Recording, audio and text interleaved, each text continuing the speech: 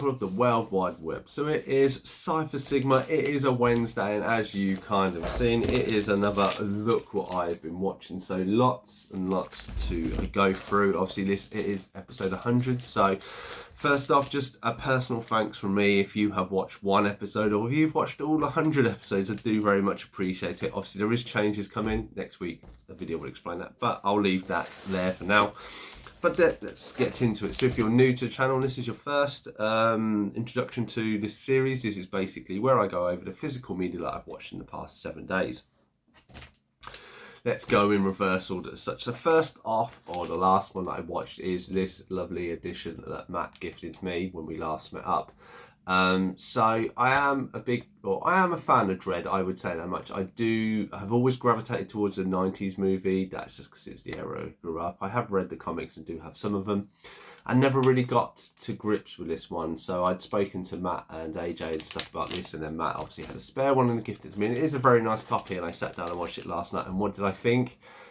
I thought it was all right. I still like. I like Karl Urban. I like the elements of it. I like the how the town, the world is designed. I like them fighting people. I like the different guns. For me, the kind of boss lady Mama, I weren't too sold on her. I was a little fed up with the slow-mo side of things. Personally, I get it. There's a drug orientation. How they worked that into it was clever, but it just didn't appeal to me. I liked him driving around on the bikes and stuff like this, and maybe would have liked a bit more open world, and maybe because it's more confined, and I still maybe relate that a little bit to the what's it called now? Not the Block, the Raid movies. I like Karl Urban, but maybe it's having grown up and seeing the 90s version of Sylvester Stallone. I expect, and the comics of Dredd is quite big and bulky, whereas he's not as bulky. He's quite slimish. So yeah, so I mean, I enjoyed it. I'm glad to have this version, but still, I still would majorly prefer the 90s over this one. But it is what it is. So with some bad editing, we'll cut it on. So next up is this. So as you saw, I finished season 7 with my wife, and I thought this 7 was linked to a death, and I forget that it happens more in this one. Absolutely gutting. Obviously, one of the main actors.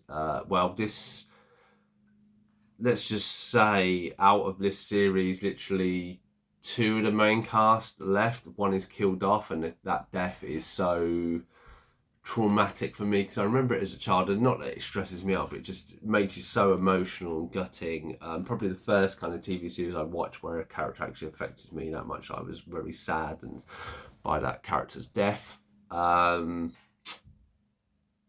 was I saying? As you will see, I do have a problem with discs, so I've had to order the replacement, which that video would have already been out. Hopefully the replacement is good enough. Just something to keep mindful of. Next up is one I picked up recently, obviously with the passing of Gene Hackman. I had never seen this, and it was kind of a court trial.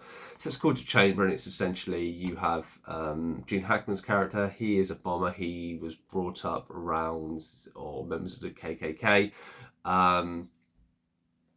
And essentially there is a bombing that kills 2 kids. He is put in jail for it, and he is on death row. Chris O'Donnell plays his grandson that is a lawyer that tries to basically get him off, and it is very, very kind of emotional near the end. It's not exactly the ending you would expect. Obviously it says John Grisham's, I think it may be based on a book or something, but it was all right. I say there were a few elements that didn't quite gel with me, but it's still nice to see Gene Hackman, and it is still a great actor in it. Next up, obviously we have Rango. This was a kind of donation upgrade. When you see the video, you will see that I mentioned the guy who gave this to AJ, and AJ didn't need it, so he passed it on to me. And Unbox Collecting, I believe it's called. Apologies if that's wrong. It's been a little while since I filmed that video, and then rewatched this and really enjoyed this. I brought back very fond memories of me playing the game, and I loved it when I used to bring games out of movies like this. the CG and stuff is done. The action scenes are done really, really well with like the snake and some of the characters are very clever. You know, you just don't get these inspirational movies out of nowhere in a day, which is a bit of a shame, whether that's down to the studios or anything. But enjoyable. Very lucky to have this in the collection, especially in free upgrades. So I do appreciate that. Next up, we have the, as far as I'm aware, second season that is the end of Rose Tyler's character in the, I mean, she probably does come back. Obviously this was gifted from the guy, so I finally got around to finish watching it. As you've seen on previous episodes, as I refer to it as sci-fi EastEnders.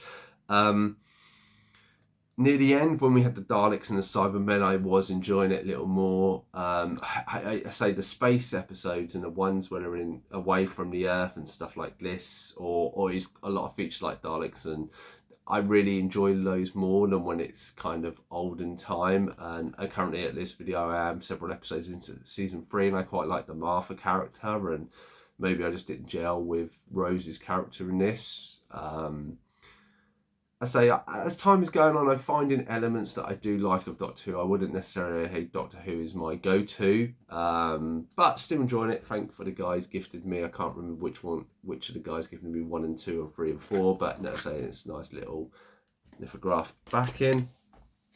Next up, one we watched with my wife. So this is The Boy Next Door. I saw this at the cinema. I thought this was quite an interesting film, so picked it up. Finally got around to watching it with the wife. The wife wasn't too impressed. Essentially, it's a lonely wife sleep with this young lad, but he's a bit of a nutcase and goes a bit psycho.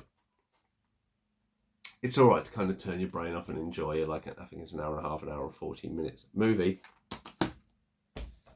And then we have the final one for episode 100. So this is Jungle Cruise. This is one me and my wife watched at the cinema. Thought it was all right. Picked it up because obviously we love Disney movies and we watched it again. Very much notice elements of